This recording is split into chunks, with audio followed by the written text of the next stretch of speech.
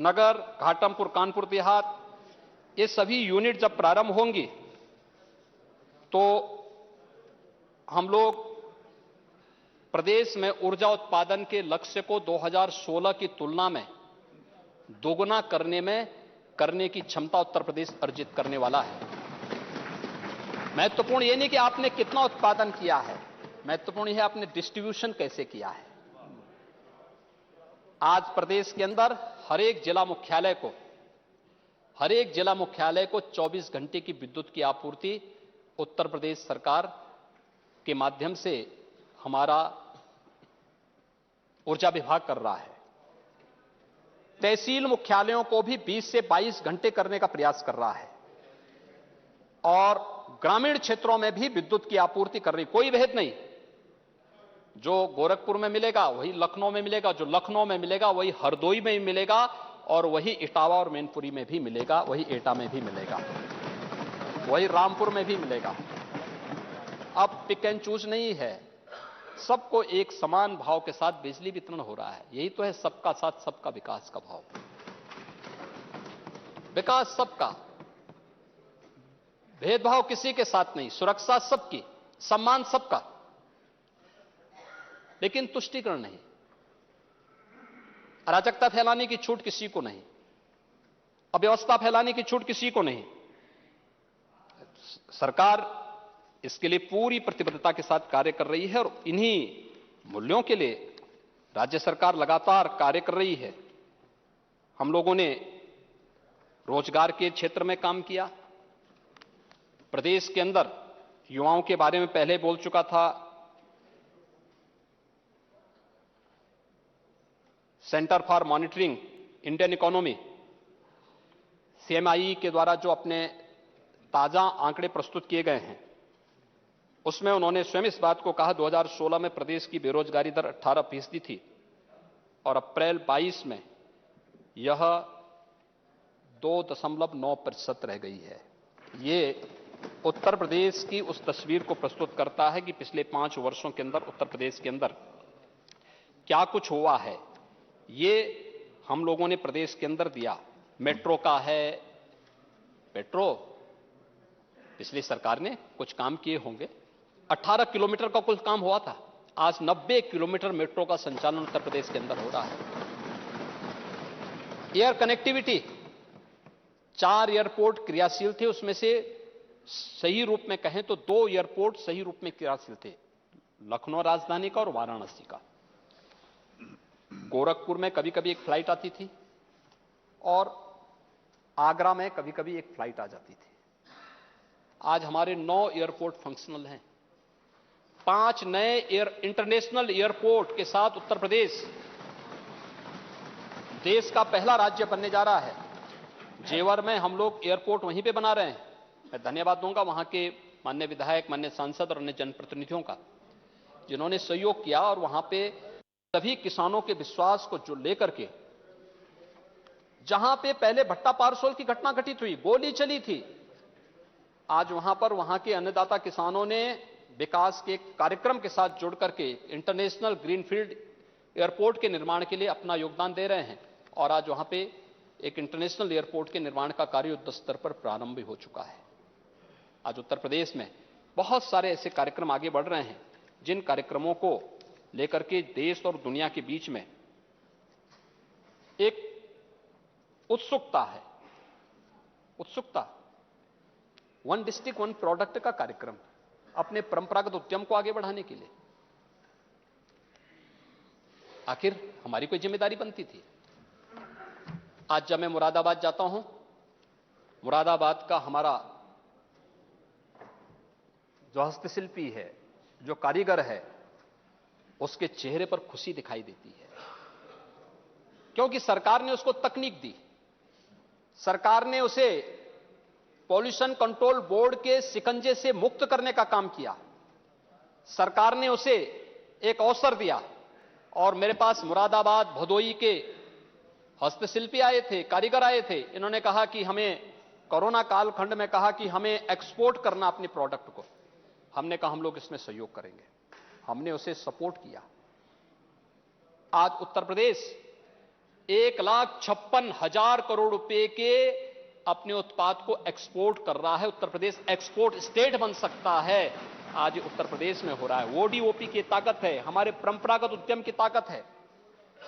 लाखों लोगों को रोजगार मिला है, कम लागत में ज्यादा रोजगार और आत्मनिर्भर भारत के लक्ष्य को प्राप्त करने के आदरणीय प्रधानमंत्री जी के विजन को प्राप्त करने की दिशा में यह एक बेहतर प्रयास उत्तर प्रदेश के द्वारा ओडीओपी के माध्यम से हुआ। विश्वकर्मा श्रम सम्मान योजना,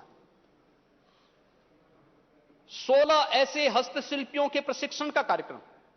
प्रशिक्षण के दौरान सरकार उसे मानदेय देगी, टूल किट उपलब्ध कराएगी, बैंकों से लोन उपलब्ध करवाएगी और फिर सब्सिडी देकर के उन्हें आर्थिक स्वावलंबन की ओर अग्रसर करेगी।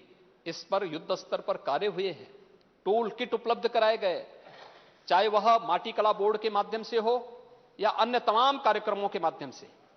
ये चीजें दिखती हैं, ये नए भारत का नया उत्तर प्रदेश है। हमारे पास पोटेंशियल है, उस पोटेंशियल को कभी मंच नहीं मिल पाया था, उसे सम्मान देने का काम नहीं हुआ था, उसे आगे बढ़ाने का कार्य हम लोगों ने इस दौरान प्रदेश के अंदर किया और आज उसी का परिणाम है कि उत्तर प्रदेश आज जिस दिशा में आगे बढ़ा है वह नए भारत का नया उत्तर प्रदेश है।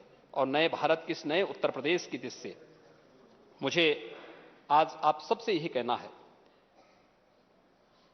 कुछ चीजें हैं जिसको लेकर के अक्सर लोग बहुत बात करते हैं और मुझे लगता है मैं अपने नेता प्रतिपक्ष से एक बात और कहूंगा कि जब हम सत्ता में रहते हैं तो हमें बहुत सारे कार्य ऐसे करने चाहिए जिसमें लोगों को यह लगना चाहिए कि पूरा प्रदेश उसमें अपने को जोड़ा हुआ महसूस करे।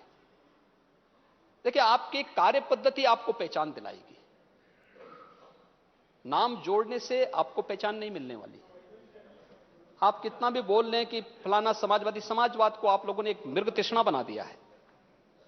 और मुझे लगता है, देखिए, जब समाजवाद की बात होती थी, डॉक्टर लोहिया की चर्चा होती थी, जयप्रकाश जी की चर्चा होती थी, संघर्षशील नेताओं की चर्चा होती थी। आज समाजवादी पार्टी में मुझे लगता है कि डॉक्टर लोहिया पे मैं लेखनी कभी कभी केवल शिवपाल जी की देखता हूं, कभी कभी उनका आलेख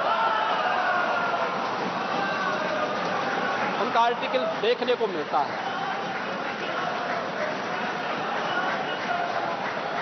आपको सही मायने में लोहिया जी को पढ़ना चाहिए।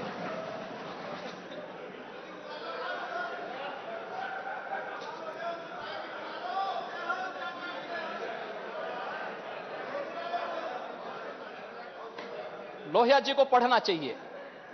लोहिया जी ने बहुत सारी चीजें कही थी, लेकिन जब आप आज समाजवाद की बात करते हैं और समाजवाद की जो स्थिति देखते हैं, लोगों को लगता है ये अस्वाभाविक है, अप्राकृतिक और अमानवीय हो गया है। लोग इसको स्वीकार करने को तैयार नहीं है। और सही कहूं, पूरा प्रदेश राम राज्य का पक्षधर बन चुका है।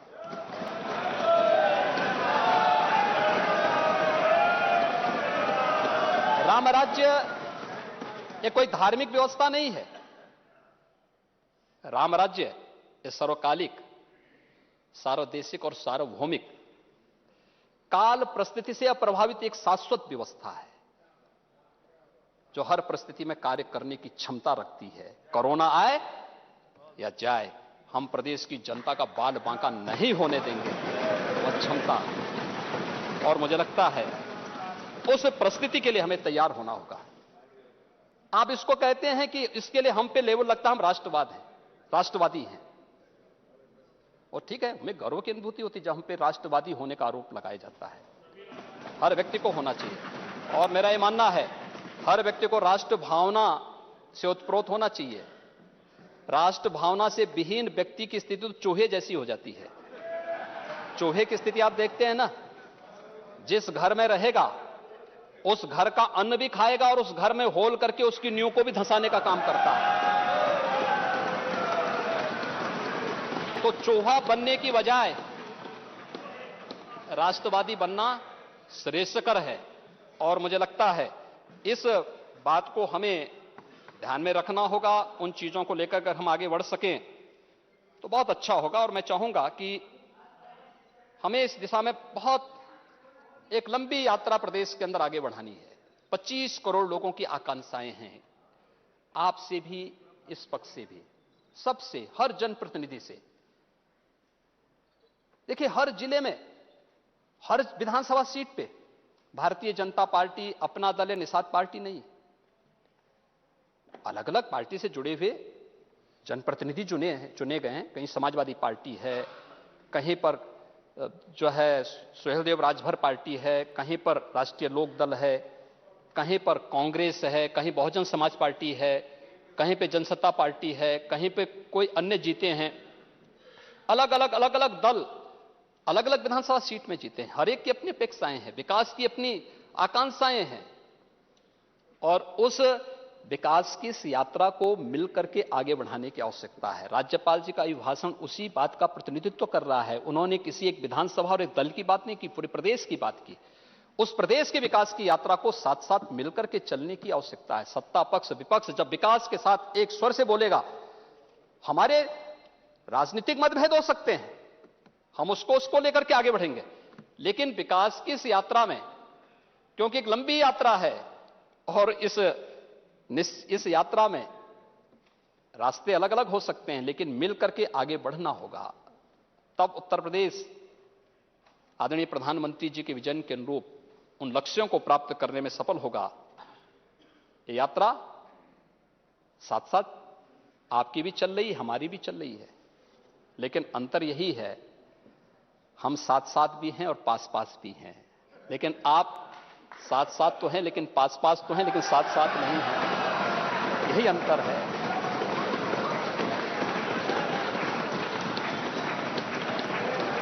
हम में और आप में यही अंतर है। हम पास पास भी हैं और साथ साथ भी हैं। इसमें से बहुत सारे सदस्यों की आप जाति नहीं बता सकते, लेकिन आप पास पास होते हुए भी साथ साथ नहीं हैं, और यही आपकी सबसे बड़ी विफलता है। राज्यपाल जी के भाषण का अगर आप सम्मान किए होते, मुझे लगता है बहुत अच्छा होता। आपने यद्यपि अपने भाषण में कहा, इस बार का उल्लेख किया कि राज्यपाल जी का हमने विरोध नहीं किया। राज्यपाल जी का आपने विरोध नहीं किया, लेकिन आपके माननीय सदस्य नारेबाजी जो कर रहे थे, राज्यपाल गो बैक के नारे लगाए जा रहे थे, आपके समर्थन में नारे लगाए जा रहे थे। ये कोई मंच नहीं था। देखिए, हमें चौका और चौराहे की बात को याद करना होगा। इस सदन में क्या बात होनी चाहिए और चौराहे पे क्या बात होनी चाहिए, दोनों में अंतर होना चाहिए। ये मंच व्यक्तिगत आरोप प्रत्यारोप का मंच नहीं हो सकता है, व्यक्तिगत आक्षेप का मंच नहीं हो सकता है। सम्मान अगर आपका है तो इस पक्ष का भी सम्मान है। दोनों एक दूसरे का सम्मान करके मिलकर के अगर आगे बढ़ेंगे, और राज्यपाल जी का अभिभाषण प्रदेश के विकास के लिए है। अगर हम उस अभिभाषण का विरोध कर रहे हैं तो इसका मतलब हम प्रदेश के विकास का विरोध कर रहे हैं। हम प्रदेश के विकास के बैरियर बनना चाहते हैं। प्रदेश की जनता क्या हमें इसको देख नहीं रही है? और मुझे लगता है जनप्रतिनिधि के रूप में हम लोग अगर इन भावनाओं को एक साथ देख सकें, बहुत अच्छा होगा। मुझे प्रसन्नता है कि इतने माननीय सदस्यों ने इस पूरी चर्चा में भाग लिया, और इस चर्चा को आगे बढ़ाने के साथ ही उन्होंने उत्तर प्रदेश देश के अंदर बहुत कुछ कर सकने की क्षमता रखता है। देखिए, इतने रोचक बातें आई हैं, माननीय सदस्य ने हर एक ने कुछ ना कुछ नया कहा है, और जो नया कहा है उन सब पर सरकार अवश्य विचार करेगी। मैं एक बार फिर से सभी माननीय सदस्यों का जिन्होंने इस चर्चा में भाग लिया, उन सब का हृदय से मैं धन्यवाद ज्ञापित करता हूं। खासतौर पर नेता प्रतिपक्ष का, नेता प्रतिपक्ष के साथ ही हमारे जो अन्य दलीय नेता हैं, राष्ट्रीय Lokdal, Suheldev Rajbhar party, Congress party, Bahujan Samaj party, Jansatta party, और हमारे सहयोगी दल निषाद राज पार्टी के साथ ही अपना दल है, और अन्य जितने भी हमारे माननीय सदस्य हैं, उन सभी ने जिसने भी चर्चा में भाग लिया, उन सबको मैं हृदय से धन्यवाद देता हूं। लेकिन मेरा आप सबसे अनुरोध होगा कि हम सब मिलकर के समवेत स्वर में समवेत सदन को संबोधित करने के लिए राज्यपाल महोदय आई थी, तो समवेत स्वर से इसको राज्यपाल जी के प्रति कृतज्ञता ज्ञापित करते हुए धन्यवाद प्रस्ताव पारित करके राजभवन में हम राज्यपाल महोदय के समक्ष भेजें कि उत्तर प्रदेश का यह सदन आपके प्रति कृतज्ञता ज्ञापित करता है, आपके मार्गदर्शन के लिए कृतज्ञता ज्ञापित करता है, आपका आभार व्यक्त करता है और सदन की ओर से हम महामहिम राज्यपाल जी को धन्यवाद ज्ञापित कर सकें। मैं इसका अनुरोध भी माननीय सदन से करूंगा।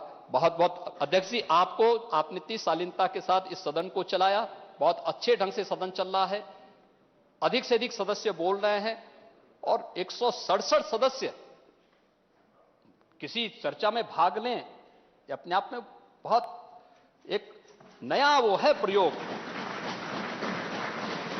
यहां की प्रोसीडिंग, मैं तो आपसे अनुरोध करूंगा कि यहां की जो प्रोसीडिंग राज्यपाल के चर्चा के साथ ही जो चर्चा अभी आगे हमारी बजट पे भाषण हो, बजट की चर्चा आगे बढ़ेगी, इसकी भी प्रोसीडिंग बनाकर के हिंदी इंग्लिश में इसका ट्रांसलेट करते हुए हर विधानसभा को और संसद की लाइब्रेरी को भी भेजना चाहिए लोग, क्योंकि ये जो चीज आ रही है, मैंने पहले भी कहा था कि जो चर्चा हमारे माननीय सदस्य करते हैं, हो सकता भाषा में कोई टूट फूट हो सकती हो, लेकिन उसके भाव में कहीं कोई किसी प्रकार का वो नहीं है।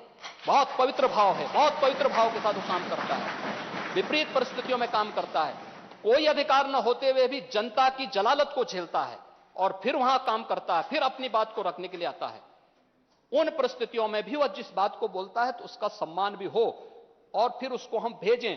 सरकार के पक्ष में भी हमें सरकार के स्तर पर भी इस बात को कहूंगा कि अलग अलग विभाग उन बातों को नोट करके उस पर उस कार्रवाई को आगे बढ़ाएंगे जिन विभागों से संबंधित वे मुद्दे हैं और जिनको लेकर के माननीय सदस्यों ने इन मुद्दों को आगे बढ़ाया है। मैं एक बार फिर से आपका इस सदन को इतने अच्छे ढंग से आगे बढ़ाने के लिए हृदय से आभार व्यक्त करता हूं। माननीय नेता प्रतिपक्ष को, अपने सभी दलीय नेताओं को हृदय से धन्यवाद देता हूं और विश्वास करता हूं कि सदन की गरिमा को हम इसी रूप में बना के रखेंगे। धन्यवाद। डॉक्टर मंजू शिवाच। महोदय, अध्यक्ष महोदय, ये कोई डिबेट तो हो नहीं रही। नहीं, मेरा महोदय स्पष्टीकरण तो होगा नहीं, मेरा ये रिक्वेस्ट है, अगर जिस समय बजट भाषण के ऊपर तो कोई स्पष्टीकरण हो सकता है, राज्यपाल के भी भाषण के ऊपर क्या? अध्यक्ष महोदय स्पष्टीकरण नहीं, मेरा ये निवेदन है और संशोधन के साथ उन्होंने अपनी बात कही, माननीय नेता प्रतिपक्ष ने अपनी बात पूरी तरीके से कही।